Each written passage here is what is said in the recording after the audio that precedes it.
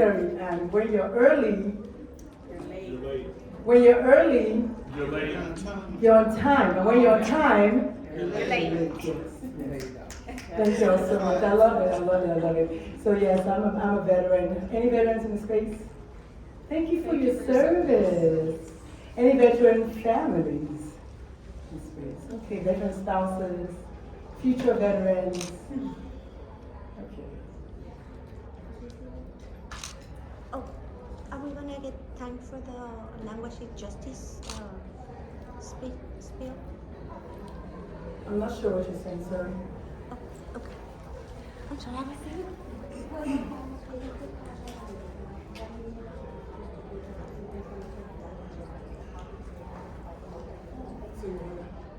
So that everybody can. Buenas tardes a todos. La presentación del día de hoy va a tener interpretación simultánea en inglés y español. Good afternoon, everyone. Today's presentation will have simultaneous interpretation in English and Spanish. Les pedimos su apoyo en la creación de un espacio inclusivo y donde todas las personas puedan sentirse cómodas hablando el idioma en que ellos se sienten identificados. We ask for your help in creating an inclusive multilingual space in which everybody can feel comfortable and participate in the language that they feel their best self. Para esto les vamos a pedir, we have interpretation equipment in the back. Tenemos equipo de interpretación en la parte de atrás con mis compañeros. We recommend that if you are not bilingual to grab a device. Les recomendamos que si no son bilingües tomen un aparato, that way we won't interrupt the flow of the presentation. De esa forma no se interrumpe el flujo de la interpretación. Y les pedimos que nos apoyen si nos ven que hacemos esta señal. If you see that we are making this signal, it's a very humble, very respectful request to speak a little bit louder. Because we need to be able to listen to you on top of our own voices. Les pedimos que si nos ven haciendo esta señal, es una petición bien respetuosa, bien amable, de hablar un poquito más alto, porque necesitamos poderlos escuchar, además de escuchar nuestra propia voz. On the same way, we ask that you please, because people get carried away, because there's a lot of energy in the room. If you see this sign, it's also a very respectful request to slow down a little bit. También como pues hay mucha emoción y la gente le gusta el tema, si ven que hacemos esta señal, también es una petición de hablar un poquito más despacio. Well, this stand we almost never use it, but it's when we ask somebody to stop a little bit and give us a pause, because usually Spanish takes more words than English, so we might try to catch up. Esta señal casi no la usamos, pero significa cuando les estamos pidiendo detenerse, porque a veces necesitamos una pequeña pausa. The last thing is that we ask that we speak one person at a time, especially because this is going to be like a lot of participation. One person at a time because we can only interpret one voice at a time, and we don't want to have to, everybody's participation is invaluable, so we don't want to have to choose who we interpret for. Lo último que les pedimos, como estas sesiones de participación, que hablen una persona a la vez. Esta es la señal cuando les vamos a recordar una sola persona a la vez, para no tener que decidir a qué persona vamos a interpretar. So if you see this sign, it's a reminder to speak one person at a time, so we don't have to exclude anybody from participating, because we only can interpret one person at a time. Y muchísimas gracias. Thank you so much. Gracias. So the video is only recording the speakers. I wanted to put that out there. But yeah, my name is Dr. Lulu. Thank you all so much for coming. Can y'all just start from just kind of giving each of yourselves a round of applause. Is that what I want to say? This is so amazing. As we know in the queer spaces, I'm just going to come out and say a lot of times people forget to talk about the parents. The parental journey is real, is valid. Our voices are valid and needed.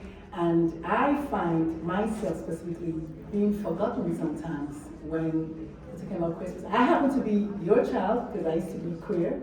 Rather, I used to be a queer child, and now I'm a queer adult, and I'm also a parent of a queer child. So I used to be that kid who, no one talked about me when I was a kid, and now I'm an adult, and no one's talking about me as an adult. So I'm like, wait, what's going on? So I think it's important to have spaces where, was I speaking too fast already?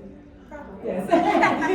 Spaces where parents are able to just kind of speak freely. So this is a safe space.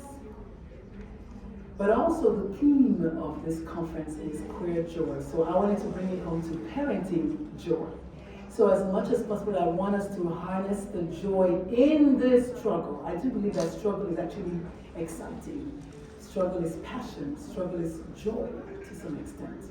The reason you're struggling is because of the joy at the end. This is why we go through labor more than once and we have multiple babies after we say, I'm never going back there again. Can I get an amen? Amen. So my name is Dr. Lulu and you're in for a ride today. I know that myself. And my co-pilots, all four of us, we're not playing. This is going to be a good session, right? Absolutely. So I want us to really take a moment and just listen to just a little bit of a preamble, so to say. The process is going to be, I will introduce the topic. I'll have my co-conspirators kind of say their own pieces, and then I'm going to invite one or two of you. Now, in the other rooms, I've seen the gentleman running around with the mic, and I haven't seen him today, so I just kind of volunteered two of our friends to help me do that. So about one or two people to kind of get a feedback. I want us to go together. There will be emotions. Every time our kids are concerned, we're all mama beasts, mama bears and papa beasts and papa bears. So there will be emotions. I just ask you to hold space for each other and recognize that we're all on the same journey, we're just going at different paces. Okay? And then I think the last thing I was going to mention was, let's just keep focusing on the queer joy and the parenting joy. Now if you look at our screen, you'll see there are 5 panelists. So one of us is not able to be here, AC, so we're going to just hold space for AC who's sick. And family members are also sick and not feeling well. And AC said, you know what, I don't want to get anybody else sick, so I'm going to stay behind. But let me tell you, AC canceled his flight the night before because he really wanted to come. So I just want AC to know that we give him a shout out. Other than that, let's get the party rolling. So the way the show is going to go is we're going to talk about the journey of parenting. We're going to begin from the very, very, very beginning. From even before you have children, because that's when parenting begins. So to help me do that, I've got me, myself, and I, all 3 of us, Stephen, Nadine, aka Mother, Sister, and Kim. So my name is Dr. Lulu, aka the Momatrician. Yes, I'm a real doctor, and I play one on TV. I'm a mama bear, but actually these days I prefer mama beast. I kind of feel like that represents me better. My pronouns are she, her, hers, but on LinkedIn I do go by pay, her, hers, because it's a statement, it's a struggle. It's always some kind of movement when it comes to me. I live in San Antonio, Texas until last week, and I moved to Atlanta, Georgia. So my boxes are still unpacked, but I found some nice clothes that matched, so I'm just going to come and And lastly, what do I do for a living? I am a retired pediatrician. I retired 3 years ago now, after 30 years of being a doctor, and yes, I'll be 55 in March. But I'm also a parent coach.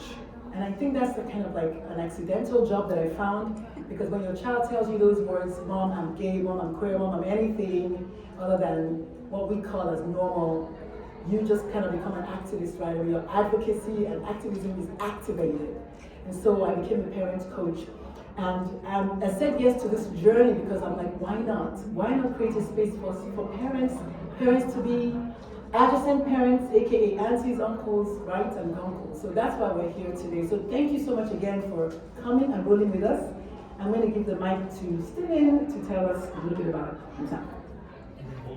Okay, sure. Hello everyone, Stephen Chikumba, he, him, his. I live in Trenton, New Jersey. I am an agile coach for anyone who's familiar with software development methodologies. I'm the dude that tells developers how to do, what to do, when to do, where to do, and basically I just tell people what to do for a living. So, I am also the parent of 4, single dad of 4, one who came to me and identified himself as who he was as a transgender man 6 years ago, and we have been rocking lockstep ever since. I accepted this journey, the request to come here and join Dr. Lulu, because I think, as Dr. Lulu said, I'm apparently a unicorn, a single black, first generation Nigerian dad of a transgender man. I guess there aren't too many of us out here in the wild. And the perspective that I have for raising my son, I think is one that should be shared. And so I have become an accidental advocate, activist, by virtue of my son inviting me into his identity, and there's no turning back. Thank you. Good evening. I am Nadine, she, her, but this is my pronouns, proudly so. I live in South Jersey, between Camden and Cherry Hill, but 20 minutes from Philly. I am Zion's mother, first, foremost, and all of that. And he has 3 older brothers, but I am their mama, make no mistake. As my second, third job, I'm an educator. I actually walked away from my career, and 2 years ago now, I have been an educator from K through college for 35 years. But once I realized that schools are the biggest offenders, you can't co-sign that shit. And I'm not going to. So what I do now in my own poetic justice is go back to those schools, go to medical clinics, go to conferences and tell them, do it right. And this is how you do it. So that's the end of that story as far as I'm concerned. But I am here and glad to be here with Dr. Lulu inviting me, and I'm really, really blessed that she thought of me, because I'm tired of being silent. And I'm tired of people misrepresenting and lying, because this is not a hard job. It's a love job. And the best thing that happened to my life is Zion, because he changed my whole world as a human being, sexual being, sexual explorator, etc. And so I'm glad to be here. I'm glad that you're here.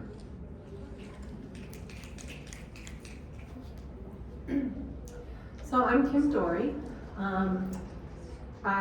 She, her pronouns. I'm from the Detroit, Michigan area, and Dr. Lulu invited me here. We've been kind of co-conspirators, as she says it, for a couple of years now. My journey as being a parent of a transgender child started about 12 years ago. Dr. Lulu and I didn't know each other then. I wasn't looking to be an activist or a speaker of any sort, but when you're, like you said, like they all shared, when your child comes to you and says, this is what we need to do, you know, you have to take pause, and you know there's logistics, right? There's all kinds of logistics. Yes, we all love our kids, blah, blah, blah. I'm here to tell you that love is not enough. It's not enough. We all love our kids, you know, but that's not the message here. The message is, what else do you need besides love? You need support for your family and all that. So, and we had to experiment and kind of go through some trial and errors, you know, through these last 12 years. In the meantime, my second child also came to me and said that, you know, they were transgender. So it's like two sons that just happen to be transgender. They're full of all kinds of other wins, losses, struggles, you know, joyful moments. I wouldn't have it any other way, to be honest. You're right, it does change your life, but I'll tell you, I can't imagine my life without it now. So. Fantastic. So like I said, y'all fasten your seatbelts because it's about to get real up in here. I want to start by saying, when you decide, as a child, as a little boy, whatever it is that you are as a child, you have thoughts about becoming a parent one day. We all do. At least I think enough of us do. Hence, we're in the room. Hence, what was the sign? Slow down. Okay, slow. Hence, we're in the room. So, my first question is, why do you have children? For me, I'm the first child of an African father, the first granddaughter of a very African grandfather. Actually, the first of 64 grandchildren. So my role as an Ada, which is what we are, is like, you're gonna grow up, you're gonna get married, you're gonna find a nice, handsome young man, you're gonna get married, and you're gonna find sons. It's not children, sons. So you start growing up thinking about that. And so I wanted a daughter, but I was like, yeah, I think I'm gonna have 2 boys and a girl. Because you have all these plans. And so, Stephen, when you were growing up, a little boy Stephen, what was that like for you? Because you also happen to be Nigerian. What was that for you? It's funny you should mention that because Dr. Lulu and I are both Nigerian. Ethnically, we are both Igbo. And in the Igbo tradition, children are wealth. Children are wealth, and I'm sure that's in many other cultures, but in the Igbo culture, children are wealth. Male children are like your billionaires because they're the ones that allow your lineage to flourish and thrive forever. And so, as a first son, I'm the Opara. Opara is first son, Ada is first daughter. So as the Opara, the weight of my family's future rests on my shoulders. I saw my dad have 5 kids. So I'm like, I'm gonna have 4 or 5 kids. That was just my thinking. Why? Because my dad had 4 and then he had one longer life. So I was like, I'm gonna have 5 kids or 4 kids. And so my idea of having kids wasn't framed by any paternal instinct I had. It was framed primarily by the culture in which I was raised, what I saw, the possibility model of parenting that I saw in my parents, and just that whole concept of you grow up, go to school, you get a job, you get married, you have kids, you have grandkids, you die, and the process goes on and on and on. So there was never a conscious, I want to be a dad because I want to blah, blah, blah. That never, ever came into my mind. Even after I had kids, I was never like, we're going to throw the pigskin, I'm going to teach you how to play soccer. It was like, this is what you're supposed to do because you're a human being and that is what happens. And so I think a lot of us are in that kind of automatron mode. We're just moving forward in space and time mindlessly, without much thought. I will tell you all now, I have 4 children. I've told my children don't have children.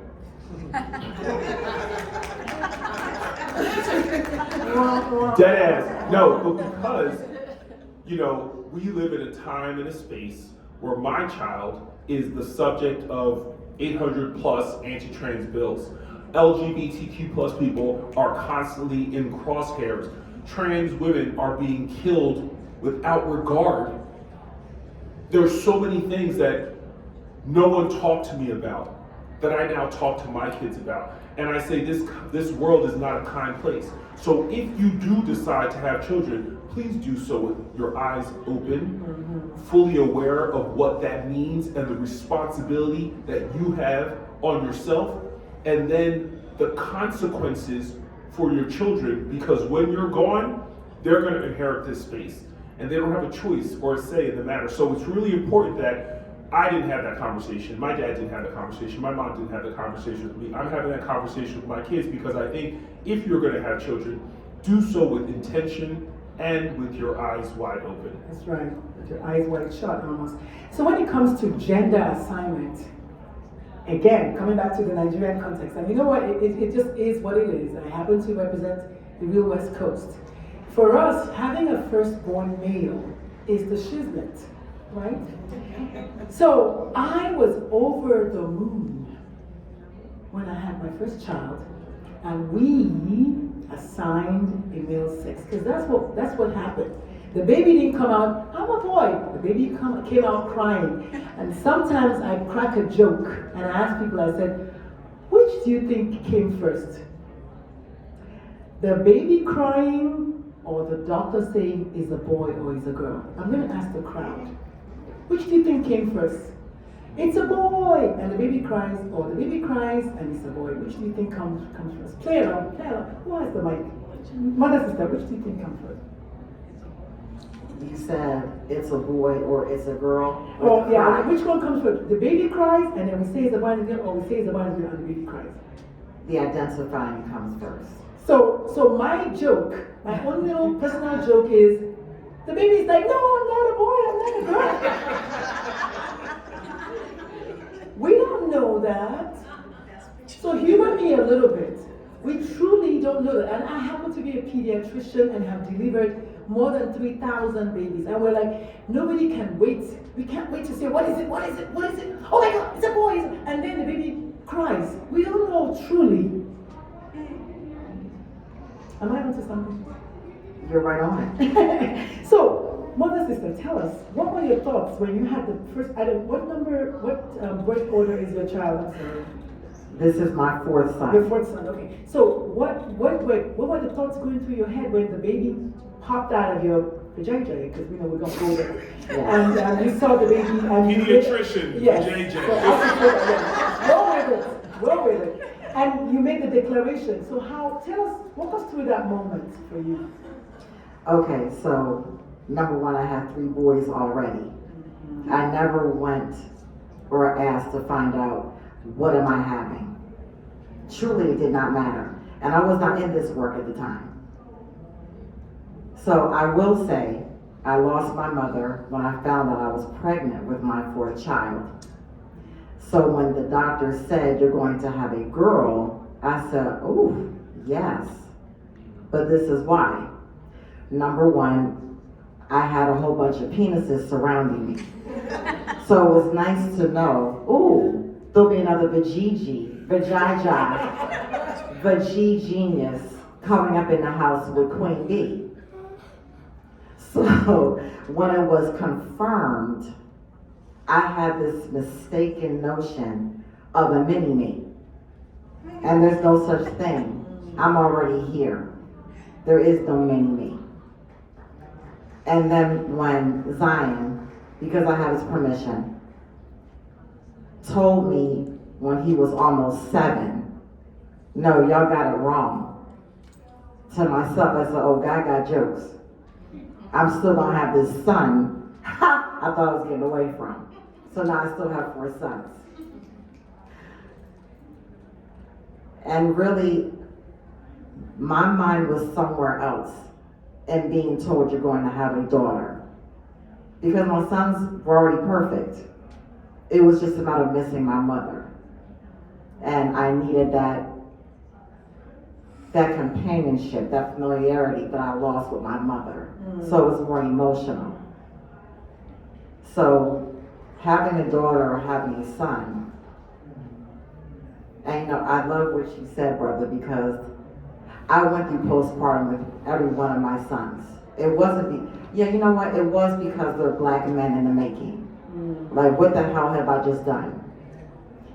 And then, so when you're talking about bringing children into this world, it is a fighting reality, because I, with the help, as far as my belief, of a higher power, brought these individuals into this world with the help of a higher power. But then I had to realize I'm in a world that already hates you and don't even know you.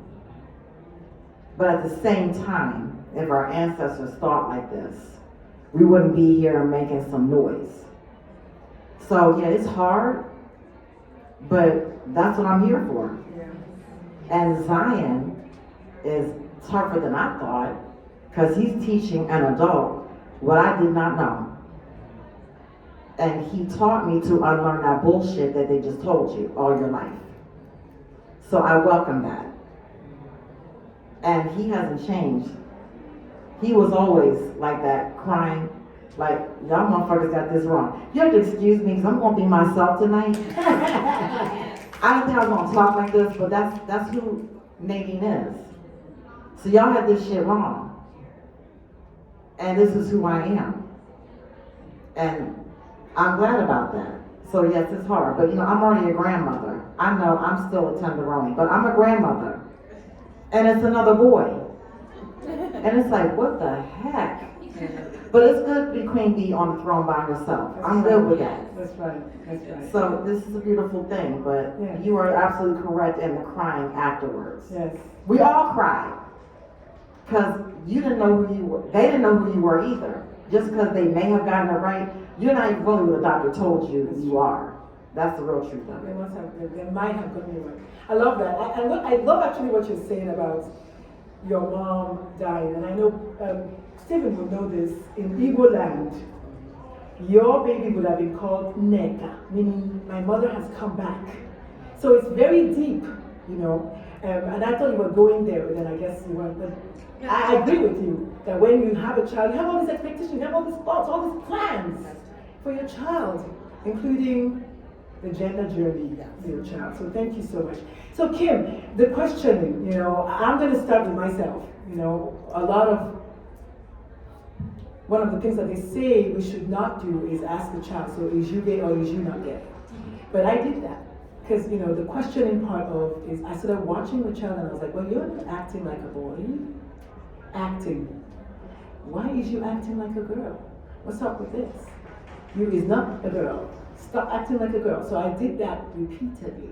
And I finally asked, so is you gay or is you not gay? And my kid was like, I don't know. So Kim, with your first child specifically, did you have any questioning period? Was there any time when you had like, well, is you or isn't you? Well, with my oldest, who's 22 now, I never suspected anything different, but I also kind of raised them like I liked to be raised. When I had a good childhood, I was raised to play with Barbies and race cars. I leaned towards race cars, but I know my gender is female at the end of the day, every day. I just thought I was a tomboy, and I thought I had a little mini-me. I really did. I thought I had a mini-me. Looks like me, acted sassy, kind of like me, and all of that. But I didn't suspect anything different. He struggled through middle school, and that's when when some of these kids, they get into middle school, and that's the toughest age, it really is. And to have them have the courage to sit down and come to me and sit me down and say, Mom, this is what's happening and this is how I feel, I'm a boy. And I say, okay, I thought you were gay. Does that mean you're still gay? Or is it you're a boy, you're a gay boy? Like, what are you? Like, teach me everything. So now I'm a student, right? So that's kind of how. Love it. Yeah. Stephen, did you want to say something? So it's interesting because my child for years was misgendered. Everybody was seeing this dude and be like, oh, your sons are so handsome. I had 2 and 2, had girl, boy, at least that's what I thought. But whenever I would go out with the bookend boys and Hobbs in the middle, they would see 3 boys. And literally every single time I'd be like, son's in my daughter, middle one's in my daughter, middle is my daughter. I was constantly correcting people when in fact, I subsequently learned that this dude, it was like rainbows were appearing over his head every single time someone said son, son, son to him. And it's so interesting the way we don't see the obvious. We are so attached to that thing between their legs that's all we see, that's all we know, that's all we focus on, oftentimes to our detriment. And, parents, give yourself grace because we're brainwashed. We've been brainwashed for so long. It takes time to unlearn these behaviors, but you have to be an active participant in that unlearning. I had to actively accept when my son said, "Hey dad, I don't feel like a girl." There was no opportunity for warning. There was no, "What do you mean?" I was like, "I got you, bet. Sure, this is what we're doing." I went and I learned what the hell he was telling me later, but in that moment, I supported him unequivocally. And that's kind of what we need to get to. We need to get to the point past, like, are you gay? Are you straight? Are you questioning? Are you whatever? Like, oh, bet, okay, I got you. Whatever it is that you're saying, I got you, and we'll figure it out on our own. Love it. So at this point, I want to open it up because remember I told y'all we'll have a little tete-a-tete avec here, and then I'll open it up to one or two of you to make it inclusive as well. So I'm going to ask one of my friendly helpers. Thank you so much.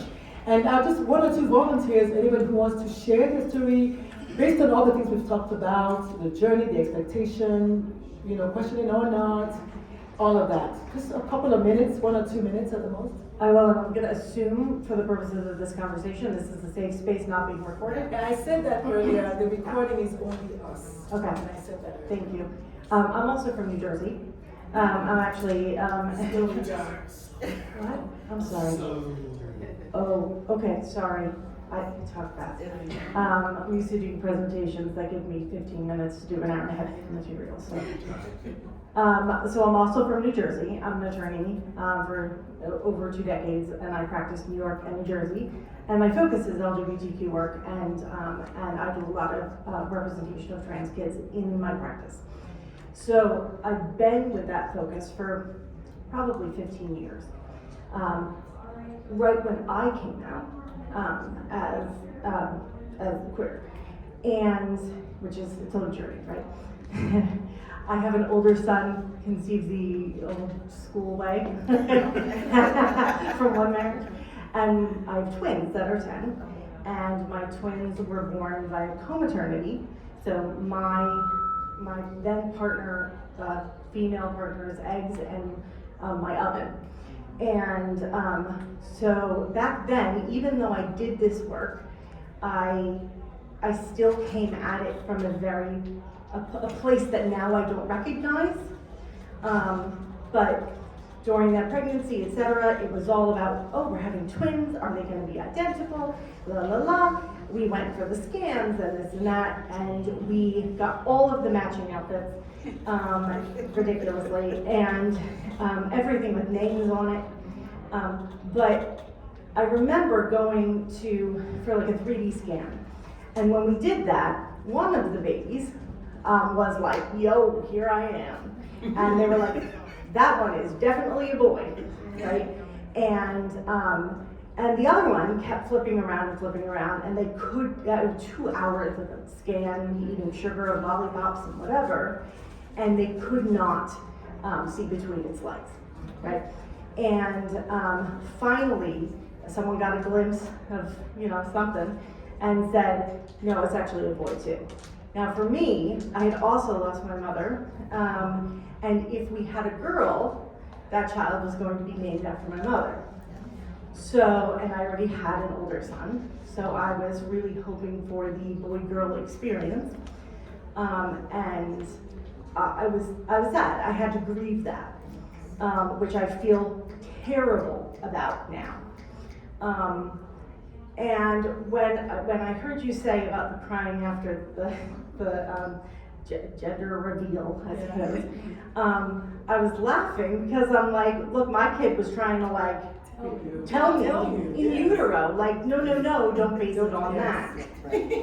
So, and cried excessively when she was born. So, I had two sons, 2 children assigned male at birth, and about 2.5. So I had a very queer household. It was very open, very sort of genderless with regard to toys, like you were saying. And around 2, my partner and I, well, that's a whole other story, but my partner and I separated, and I had a new partner who was a non-binary transmasculine person. And so my mind was opened up even more than it was before. Then my child is about 2.5, and this chubby little roly-poly, and all of a sudden was stealing, I'm gonna use his at this moment, his cousin's nightgowns, and so we were like, whatever, okay, you wanna wear the pink pajamas, you're not even verbal. Both of my twins are autistic. So we were more focused on the apraxia and like, developmental stuff, and not really, whatever was happening clothing wise. It wasn't really that big of a deal.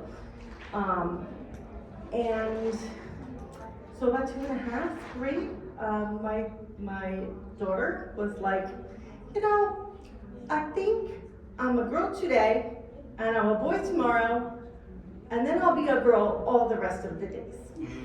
And we were like, okay, cool, you be you. So, what pronouns should we use? And our house had multiple pronouns.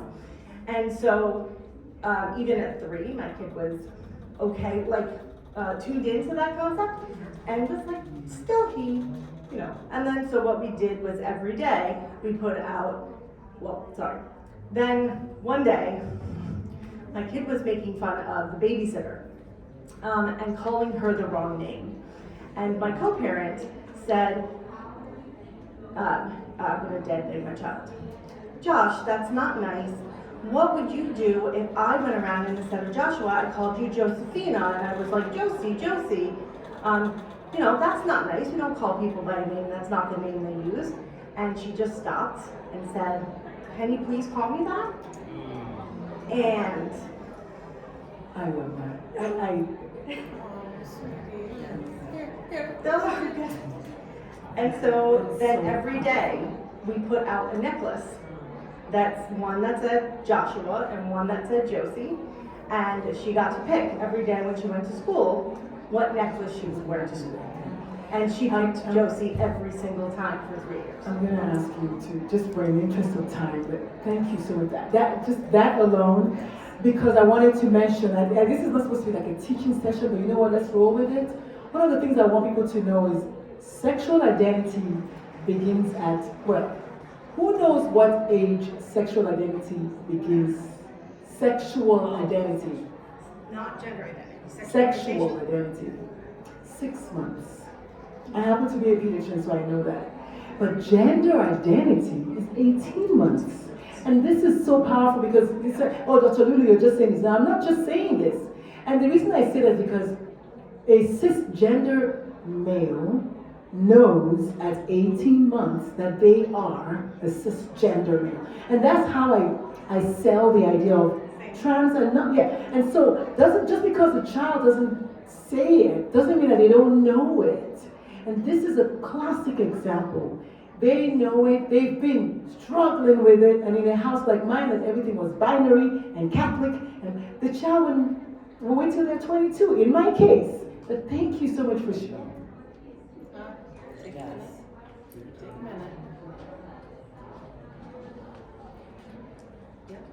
So, She's almost 11. yeah, so we're going to change, we're going to move on a little bit, just in interest of time. We're going to now switch to the actual gender, you kind of took us to the next thing. So the actual gender reveal is what we're calling it on our little cheat sheet here. So the actual gender reveal, because we had assigned a gender or a sex at birth. So the actual gender reveal. And so we're going to discuss your response versus your reaction. And I learned this recently, that your reaction tends to be knee-jerk. In my case, what? No. In many cases, get out of my home. In many black homes, don't ever say that again. In my home, you're going to hell. Okay? That's a reaction. But what I've been taught is you should respond. So a response means like Kim said, what does this mean? And my cheat sheet here, my little thing that I teach the parents that I work with is TAD. The first T is thank you. Thank you for telling me who you are. Thank you for sharing this with me. And I know people on social media want to say, I love you. And that's why Kim was like, I love you is actually not the response at that moment. Because you and I know now that they've known this for such a long time. They've been struggling with it. They've been trying to say it, but they couldn't say it. And then they finally tell you. I mean, yeah, you can say I love you, but really the child, you should already love your child. I mean, dear darling parents, you're right. You're not getting brownie points for doing what you're already supposed to be doing. So, thank you for finding me a safe space. And I want you to thank yourself, like Nisi said, for creating such a safe space, right? And then the second thing is ask, how can I make this better, work? And then D is decide to make a difference. So that said, Stephen, okay, so Stephen, we're gonna go back around. So 1 minute, Stephen. How did you react versus respond? Because I reacted, I did not respond. I made all the mistakes, y'all. 2 years ago. I'm only 2 years older than this. I reacted, I did not respond. So Stephen, what did you do? React? So I've been journaling for this entire time, and I wrote down my response. In my response, my reaction was in my head. I knew enough to say, in your head, what the fuck are you talking about? In my head. Because I was just like, I'm not built for any of this. My wife had passed away a year before. She was the one that this dude should have been having this conversation with, not me. But in that moment, I was like, what the fuck is he talking about? But externally, my response was, I got you. We got this. I didn't say thank you, but I did say, I got you. Because I was just like, okay, I'm all this food has, and so there's no way he's gonna leave this interaction with me with anything other than absolute unconditional support from the one dude he has left. So, reaction, what in the absolute fuck? Response, I got you. I love it. And this is so important because that I got you was at the moment, and what I learned later on, my kid said, Mom, what are you mourning? Oh my God, we're gonna get to that. But yeah, the first thing is that I got you, and then you're like, oh, this gung-ho, but really you're like, crying and crying. As soon as I left his room, I went into my room and I probably broke down. I broke down because I was scared, confused, just like all the things. But out of his sight, he didn't even learn that happened until he was reading the manuscript of the book that I'm writing one day. It'll be available one day in Barnes & Noble and where all your favorite books are sold. But that's your book time. So coming to Mother, Sister, or Nadine, this is so beautiful because this is real. We didn't ask y'all to come to the Perfect Parents or Working Parents show. There is no such show. There's no such show. It is real parents, but also harnessing the joy in it. Celebrating that, yes, we failed, we fell forward. We fell and we failed forward. But we're here. And so Nadine, talk to me. Reaction or response? What was it for you? Okay, so number one, Zion knew when he was 4, but did not trust me enough until he was almost 7. I realize that now. So my reaction really came before he told me. We didn't have the vocabulary of transgender. So when Zion just told me about, okay, now let's walk a little bit back. I caught him in his bedroom wearing his older brother's underwear. That was my first reaction. I said, what the fuck? They're used to my intelligent way of speaking. And I went to my bedroom. But then I said, you know what did I just do? So I ran to his room. It did take 10 minutes because, you know, as human beings, we're really, really selfish and just self-adoring. What about me? What about my job? What did I do? Who was he around? What did he see? Well, at the time, she, okay? So when I went back, I saw the child that I was destroying just in that one response of screaming out over underwear. It's underwear. I mean, the real nastiness is, it's your brother's underwear, and I know that you don't wash. And you just put them on. So I went and I held my son. When my son's body calmed enough of the damage I did that quickly, it was a wrap. So we went and bought underwear. Because the bottom line is, regardless, panties are uncomfortable. I'm uncomfortable right now. Okay? So, okay, so here we go. Didn't I just say drawers? I'm not wearing your drawers. Are you sure? Oh, in the room. Okay, I thought you meant what you got on, bro. Okay, so I told y'all together that this is. So my response is, my response is, that's your child. Who gives a damn? He didn't even say anything that was wrong. What are you tripping about? And it ain't about you, Nadine. It's about your child. Let me say this very quickly, because this has been my cathartic conclusion about these idiots talking this nonsense over the TV and everything. You know what the real problem is while you're coming after our children? And I love how we say, who happens to be trans, because there's 3,500 other things about my child. Trans is a minor part of it, okay? See, these older fogies and some of these white folks, because I'm going to be bold about it, you are bitter because when you had that nudge in your gut, you did not know, you were not allowed to be you. So now you see youth saying, this is who I am, what I am on any day of the week, I want hour of the day, and you can't stand it. I wish I was that free. And now I'm getting there because of a child. Because ageism don't just work with the older folks. You're aged against youth who know who they are.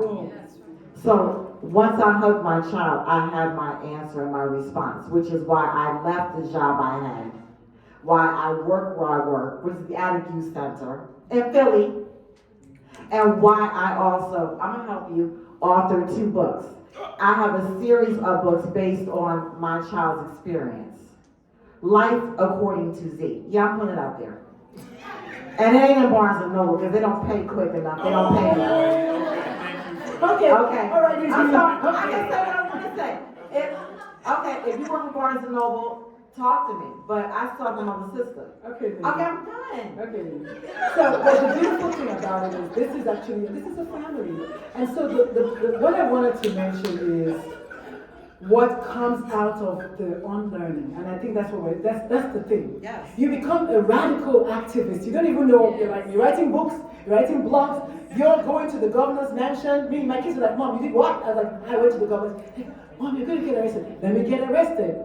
Wait, what did I just say? What did I just I know. But it's true because that's what we do. So thank you. Somebody got bail money. Yeah, well. Somebody got it. Come on. No. So, Kim, this is so beautiful because one of the things I was saying is what not to do. Slow down. Yes. We're talking See, a sibling. okay. I'll try. So, Kim, one of the things that we're going to talk next about is we've talked about response, reaction. What about what not to do? In my case, people, my kid said, Mom, I'm trans on Christmas Day in 2021. And I was like, trans what? Are you transferring again? Because we are transferred at Stanford. And they were like, no, transgender. That's what I said. And it's on a rare day that Dr. Lulu has no words. I was silent, and I got off the phone, and I literally ran 15 minutes to the mall. I just needed to get out of the house. Because I was like, oh my goodness, they're going to come for me. They're going to say I did this. They're going to say all of that. Those are the things not to do, my friends.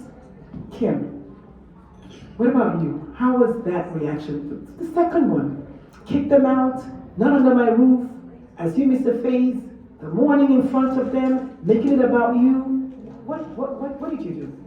I'll tell you, going through the first one, again, I was pretty much winging it. I was winging it, and I was really leaning on the help of the professionals, right, guiding me through. And luckily, you know, we have a very good program at the University of Michigan that helps with, you know, pediatric endocrinology things. So, you know, they guided me through the whole process. You know, pretty seamlessly. The second one came around and we had a little, it was a little bit different. It was one of those things where, you know, you wonder if they're trying to emulate the older sibling, right? Is it a phase? Do I want to just be like my older brother now? You know, see him thriving, doing all the things, finally got on testosterone, you know, and saw all these wins. So that did go through my head, and I hated that it went through my head, but it went through our head. We can't help what we feel, right? Yes. When they say what they say, you don't know how you're going to react, but you know, if all you remember to do is just pause before you say anything at all, I think that's good, you know, and please switch that role from parent, child, to now you're the student and they're the teacher, the little ones. I love that. And for those of you who don't know, I think Kim's been trying to remind me to tell y'all that I do have my third TED Talk is titled Let the Children Lead. Parenting as Students. So it's out there. Kim has been dropping hints, and I do make a case for parents to become students when it comes to your child and their gender identity and expression. So please go check it out, support it, give it some love, share it. It's out there. TEDx SUNY, upstate New York. Me, myself, and I. But yeah, so that is true. Parents must become students when it comes to your kids. The truth is, you think you know your child, but like I always say, if you think you know your child, try to get your toddler to eat their spinach. Okay, and holler at me. And so, to kind of make a little bit of a pivot here, Kim brought up support. The endocrinologist, the psychologist. Let's talk about that a little bit, shall we? Because you know, as a Nigerian, as an African, we do say it takes a village. I say it takes a village, it takes a town, it takes a state, it takes a country, it takes the world to raise a child. And I believe that when your child is transitioning, it's a family affair. Meaning, you're transitioning, my friends. The siblings are transitioning. And my youngest child told me that. Said, Mom, you don't know that I went from a big brother to a big sister, right? I said, yes. It's like, I never hear you talking about that. And I was like, ooh, give me that humble pill, right? So now I'm like, I need to talk about the siblings' journey. That's real. So, Stephen, how was that for you in terms of building a team of support for gender-affirming care?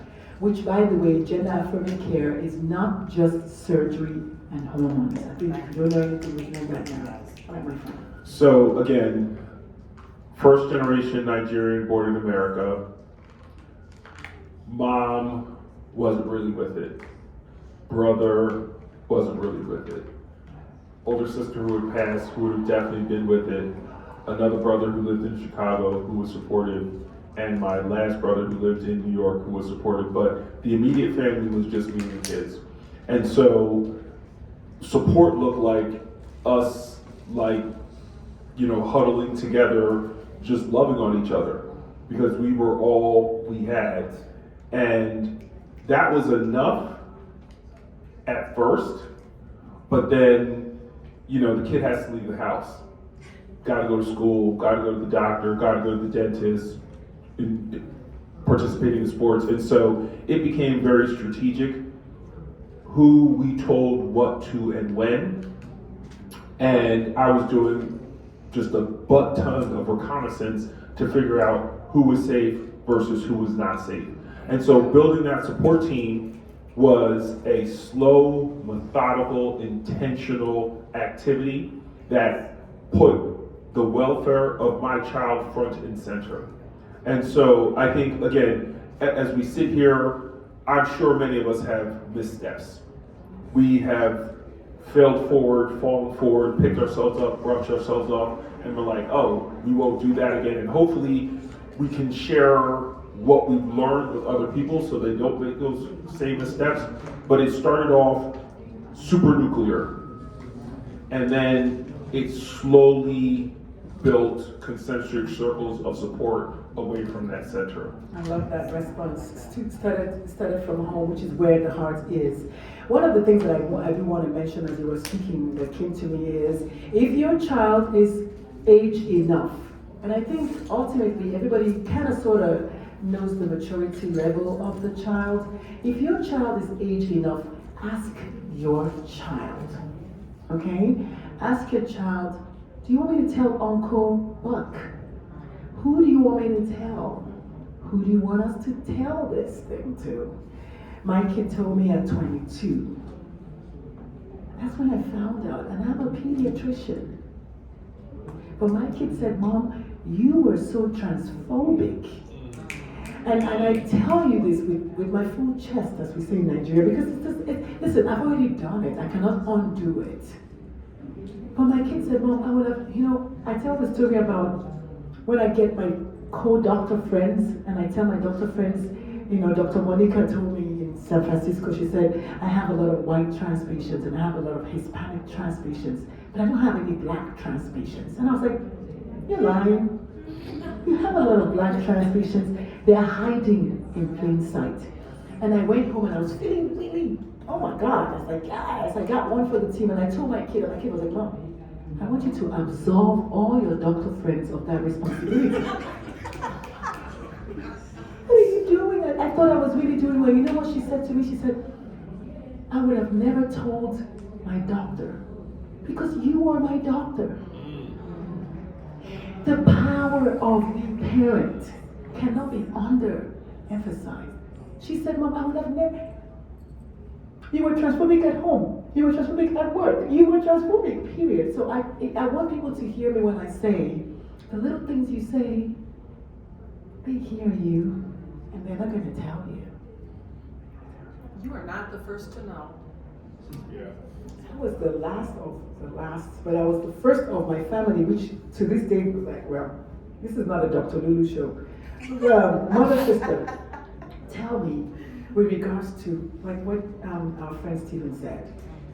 He said we started kind of with from home. What about you? Did you include significant other? What did you do when it was time to kind of build a village or a team? Because that's what we are now.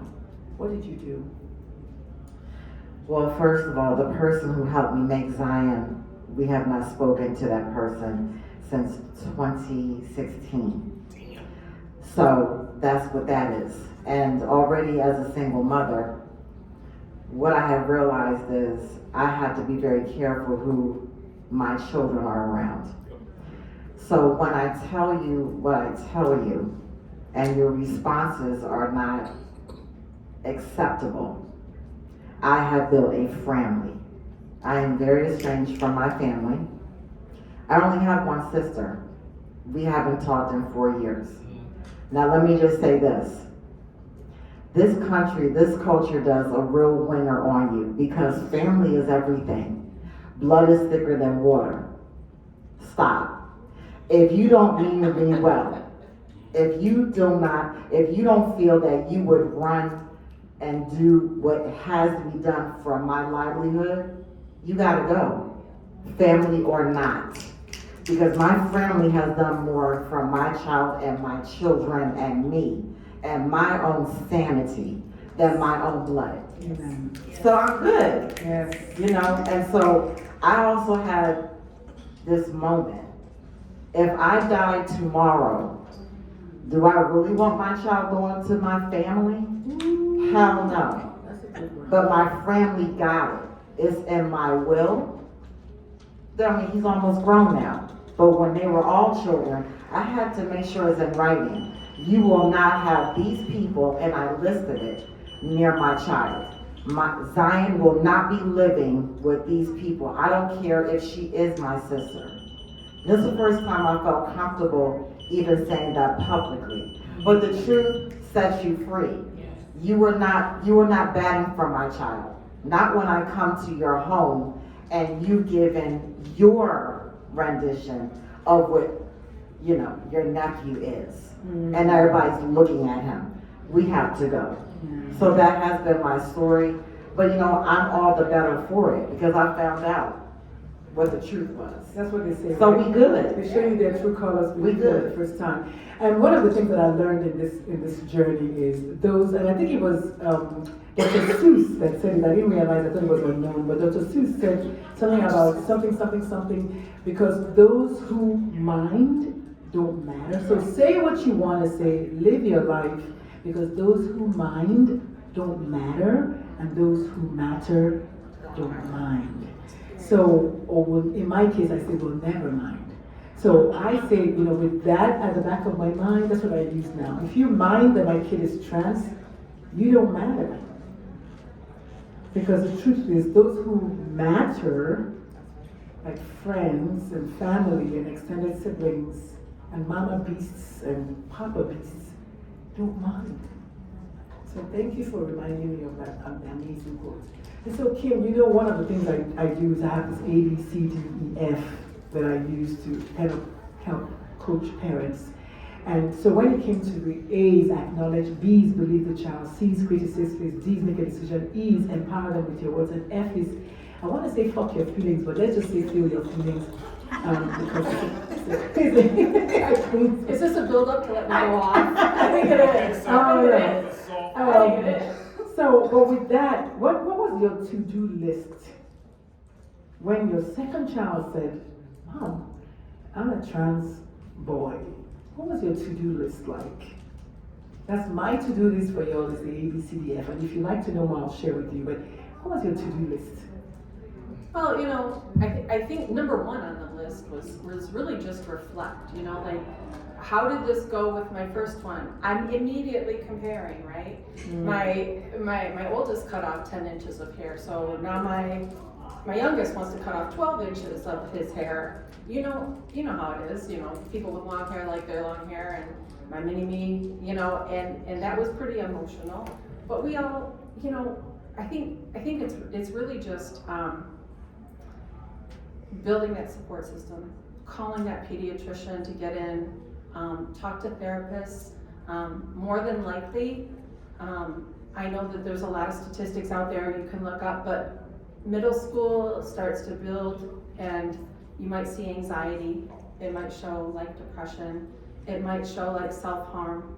It might show like, you know, just retreating, staying in your room all the time, although teenagers do that anyway, but notice these changes, and you can ask them what's wrong all day, right?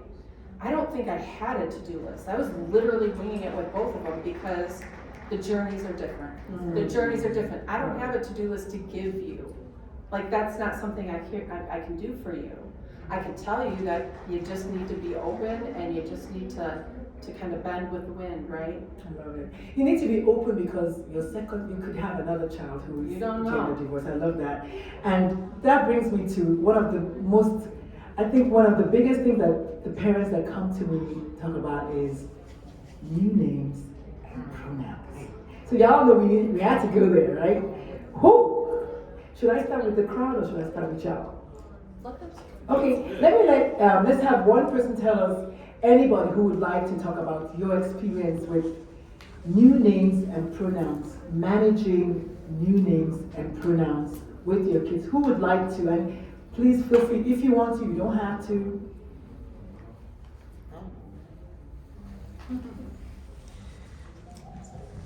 Hi. This has been a great conversation. And if anything, it makes me think of the work that I do at my own job. Also from the Acute Center in Philadelphia. And sometimes we have a youth come in and they're just like, it's like, oh, hey, Ashley, how are you? It's like, I'm not Ashley today, I'm Angel. And I'm like, oh, good to see you, Angel. How are you today? Oh, sorry. I also talk fast. But then they'll say, no, my name is Angel today. And I'm like, all right, how are you today, Angel? And they're like, I'm good. You know, school was, bullshit, da-da-da-da-da. And it's still the same person, you know? They maybe have a different name, maybe they have a different hairstyle today, but this is the same person and they deserve that same respect and love. That they teach me new pronouns, that I learn from them every single day. And it is oftentimes just such a privilege to be a part of that. It is. I don't know if there are any Star Trek fans in the crowd. Awesome. But there is a scene in Deep Space Nine where one of the characters is what is called a trill, and when they come to a certain age, they have essentially what is kind of like this worm implanted in them, and it's passed from person to person. You get those person's memories, their life, and all that. And so one of the characters is just like, Curzon, my old friend. And it's just like, I'm Jadzia now. And he's like, Jadzia, my old friend. Nothing changed. Nothing has changed. Anybody else want to? Yes, thank you. We got two more. Yes. Just keep it brief if you can, but just tell us, how was your journey with pronouns and new names? Because that's a real. I struggled with the pronouns, but my daughter luckily was very, if you were trying, then she was good with it. And, we would, how do you want me to correct if we're in public? Ask her those kinds of questions. And I was just gonna tell the story. One time I was very mad at her about something, and I was really good with her name because she kept the same nickname. So she had a name that was kind of, but so she changed it to Alexis. And I was mad at her, and I'm like, Alexis, and then I called the old middle name, and I just froze. And I said, I'm so sorry, I have not been mad enough at Alexis Grace to do that yet.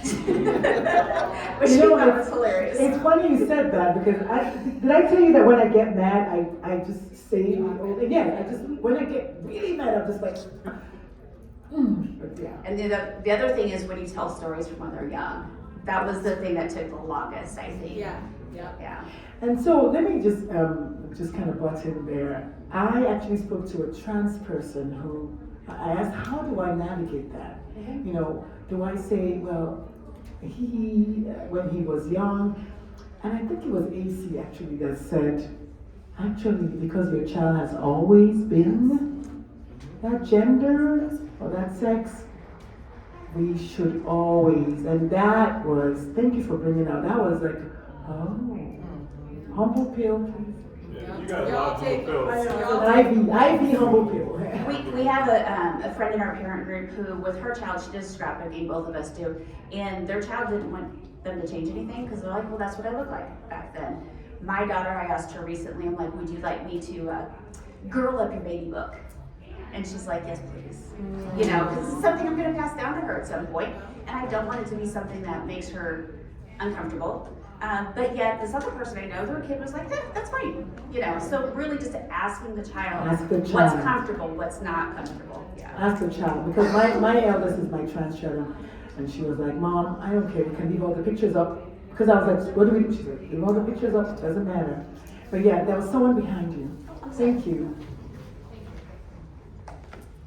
Thanks everybody for sharing. I just first want to say my wife and I are parents of a non-binary teenager, which feels like it's navigating kind of some different waters than this. So if anybody wants to catch up at the bar and talk about like gay parents raising queer youth, which is its own wild adventure, I'm here for that. But also regarding names, we gave our kid's name is Riley. We named them Riley because it was gender neutral, and recently they were like, I want to change my name to Karma. It's my screen name. And we were like, so it ended up being a really good opportunity for us to sit down and say, like, here's why we named you this, and here's where it came from, and here's what it means, and if this name doesn't fit you, like, can we please be a part of choosing something else with you? And my wife's half Japanese, and so we started going back through her family and like finding names that were meaningful so that we were actually still a part of helping them choose that new name, which I don't know, it feels like sometimes there aren't a lot of wins raising teenagers, but that felt like one for us. So I'm going to join you in that story because my wife and I gave our child a unisex name. It just happened to be that this kid got the unisex name, and so when he invited me in, I was like, oh, this is perfect. You already have a name, that means you don't have to change your name. Oh my God, we were so good. Go parents, you did it, go parents. And for 2 years, he was rocking with his name. And then one day he was like, yo, Dad, how would you feel if I changed my name? I was just like, your name is good. Don't even worry about that. You gotta use a sex name. How many trans kids had the parents who had that foresight to give them a name that they didn't have to change when they defined who they were? So I was like, you good. But, however, what happened was, if you want to change your name, okay, because this is you. Like, and that was the response. And my reaction was like, you little Emma effort, do you know how much time and effort went into choosing your name? Do you know what it's like? My dad, who is no longer here, gave you your middle name. Do you know the tradition behind naming children? And you just want to throw this name away because you found yourself? And so, in conclusion, parents, we have to let that shit go too. We have to let that shit go too, because it is part of them owning who they are. As much as we had, visions for their future and names with your regal name, your name comes from the whole lineage of Chicumbas who traveled the ocean to come to this. We so have to get over ourselves, and it is a hard thing to do. And I like the fact that your child allowed you to participate, because I was just like, yo, you want a name? It better not be no karma flipping video. It better be something meaningful. And it's so funny because they picked the name Hobbs. And I was like, that's stupid. That's a cartoon tiger. That's absolutely not going to be your name. Go back to the drawing board and figure out a name that's going to have some gravitas. 2 years later, we're shooting a special for ABC, and he's telling these reporters about how he came up with his name.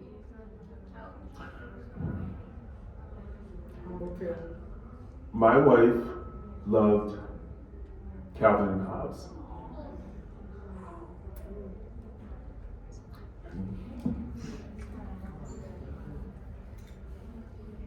And I'm watching this kid tell the world this story that I didn't know.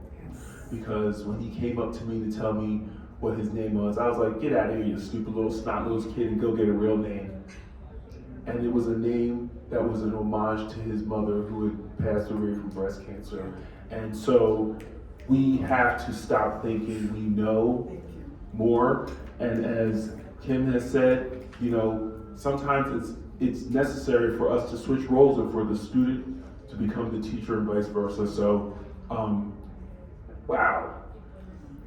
You owe me a drink. Did you want to say something? Could we have like a few 15 more minutes?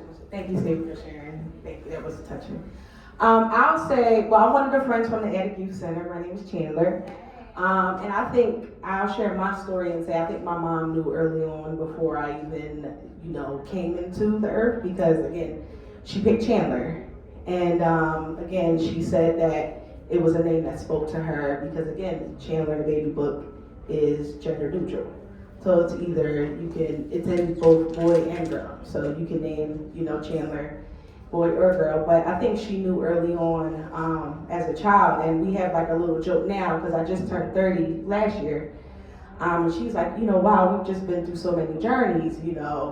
You were in high school and, we had the whole dramatic car conversation. I was like, Mom, I think I'll buy. And then she was like, okay. And then when I got to college, I was like, I don't think I'll buy anymore. She's like, oh gosh, here we go. And then graduated college and, just went through my journey. And then, my 20s, I was like, you know what, Mom, I'm definitely a lesbian. And now I would like to say that I no longer want to identify as a woman. I want to identify as non-binary. And then it took her on a whole journey where, again, now she's, was educating herself, and also when it came down to late 20s, now telling her my pronouns. I'm like, you know what? I'm no longer she, her. And she's like, okay, now I gotta go read some more books. But now we have an inside joke where even now where, we're at family gatherings and, she makes jokes and she's like, that's my child, love my child, and also that's they, them. So make sure that, everybody in my family, she's like, make sure you understand that. And I just think it takes a lot of power as a parent now with our relationship being closer than it ever was. you know, for her to always affirm me in the family spaces and outside the family spaces. So, Did you want to say something? Thank you for that story, Chandler, because what it reminds me is that we are learning that gender is fluid. Not one time, not two times, not, oh, this was the second big reveal, now I know. No, we don't know. And when we have young people, when we have children that have an opportunity to express gender differently than any of us ever had, it is going to be extremely fluid, which is a beautiful thing. And it is a roller coaster ride for us. And that is for us to navigate with the support systems that we need. But it is a beautiful thing to watch them say, yeah, no, I think I just don't, my trans male child that I started with at 8 is now just like, yeah, I don't have a gender, Mom. I'm so jealous. Yes. I'm so, Yes. You don't have a gender. Thank you. Well, I didn't even know that was an The option. thing, yes. You don't have a gender. Maybe I don't have It one. went either. Maybe that's why I've been so uncomfortable for 58 years. Oh, I love it. Right? So there, I think for us that we did not have, the world was so binary, we didn't have any choices, and the choices that were available were ostracized and negative connotation all the way around and consequences. It is just, our brains are just carving these new neural pathways that are taking us places that we didn't know existed. And it's a surprise. It's a surprise. Whoa, okay. All right. I had Chandler, your story just reminded me of that. Like my kid would come and say, oh, I learned to say, okay, thank you. Just, and in my head, like, okay, thank you. And in my head, I had a non-gender, right? We had a non-gender name too, and they changed it. And I've been so self-congratulatory. Thank goodness I don't have to go through what my friend Katie's going through because they had to change their name. Here we are, changing the name. Anyway, all that to say, it is a fluid ride. It's beautiful. It's going someplace that we might not get to see, but it's going to be even more beautiful. So thank you, everyone. Yeah, thank you. And as we know, I just wanted to put it out there, gender is totally different from sexuality, right? So that's another thing for those who don't know. And so if one is fluid, the other one is just as fluid. And I think honestly the question to ask ourselves is, and so what? And so what if your child is, what if it's actually good? What if it's actually great? I know I came into my queerness that much more after my kid. You know, I already knew. I told my dad at 16. That's a whole other thing. But I was kind of like, but now I'm like, okay, this is actually something I can do. Yes. Oh goodness. But we are almost.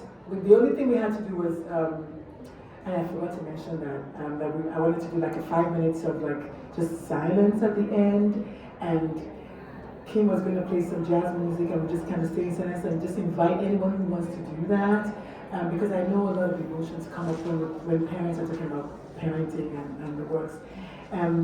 Y'all want us to do like slow down? Oh my God!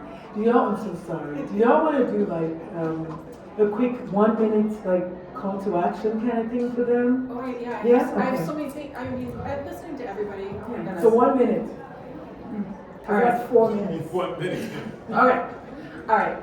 No, listening to everybody's journeys, I mean, we all can relate, right? I mean, we all have something in common. You know, we have kids that we love, that need us, they need our support. We don't know how to support them because we haven't been through this before. So let's acknowledge that and let's learn, and we can learn together. I mean, my kid, I'm on name number 4, and he's 16. So, just hang on for the ride. It'll be okay. And there's going to be a lot of beautiful moments that, you're almost like looking at other parents going, you don't even know how great my kid is. You know, you don't even know, you know, but your family will be there, and the family doesn't have to be blood. You're right. You are absolutely right, Nadine. You know, family is, it's one of those touchy subjects where, you know, you gotta go to Christmas dinner, the kid doesn't wanna go. Offer them grace, because there are reasons why they might be resisting. Please respect that. Learn from your kids. Ask them if they feel safe in certain situations with certain people. Respect the fact if they want to hang back. They're a teenager. You got to go to the Christmas party and represent on their behalf then. But just, you know, like I said, there's all kinds of little tidbits, but we talk about that a lot in the podcast. Yes. So we can, you know, there's lots of topics to cover here. We're not going to do it in this amount of time. But we did great. We did great. Thank you. So Kim. thank you. Mother, sister, any So very closing words? quickly, follow your child's lead, period. That's it. Don't take yourself so seriously. This world has miseducated you, and unlearning is our duty. You and fluidness, thank you, sister, because I don't have to identify myself any old way because you want to feel comfortable. So be uncomfortable, because you're going to be so free. And the most joy you will have is when you see your child for your child. Not a name, not an identity, not a definition, not a limit. My child is my child, and damn, I'm so glad that he is here. So just do your work, which means follow your child's lead, because your child got it going on and knows more than you. I'm telling you that right now. Your child knows more than you. You are stupid. I'm just playing. I'll see if you're paying attention. No, we're stupid though, because we've been believing this binary lie. There is no binary. And even the definition they have in the LGBTQIA+, forgot the two spirits and everything else, that's still limiting. You are who you are, who you feel, what you like, what turns you on, what turns your cookie, what you feeling, live it out loud. No apologies. Fuck the closet. Oh. What closet? Okay, so first, make sure you all watch The Dads on Netflix. Okay. 10 minutes, 12. 10 minutes and 43 seconds of some really excellent film featuring yours truly. So just little plug. So good. Second, as both Kim and Nadine have said, listen to and trust your children. It is difficult as parents to conceive that our children could possibly know anything more than we do. But unless you are non-binary, unless you are trans, you do not know experientially what it is that they are going through. And so it is important that you follow their lead. Yes, you are X number of years on this earth. Yes, you have X number of years experience living as a insert gender identity or sexuality here. But unless and until you walk a mile in your child's shoes, you simply do not know what it is they're going through. So you have to trust them and you have to follow their lead. And finally, give yourself some grace.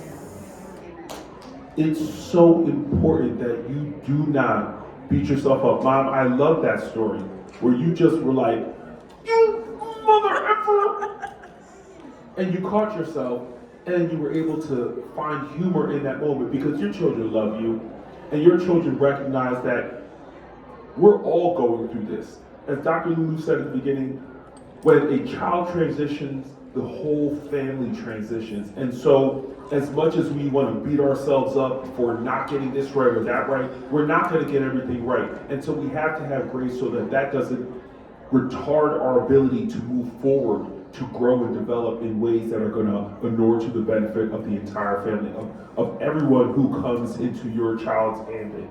And so just listen, have grace, watch The Dads, buy me my drink. And yeah, that's all I got. Okay, so as y'all can tell, my panelists love to talk. This is why they were selected. I want to start by, you know what, my standing energy is better anyway, plus I look good in my dress.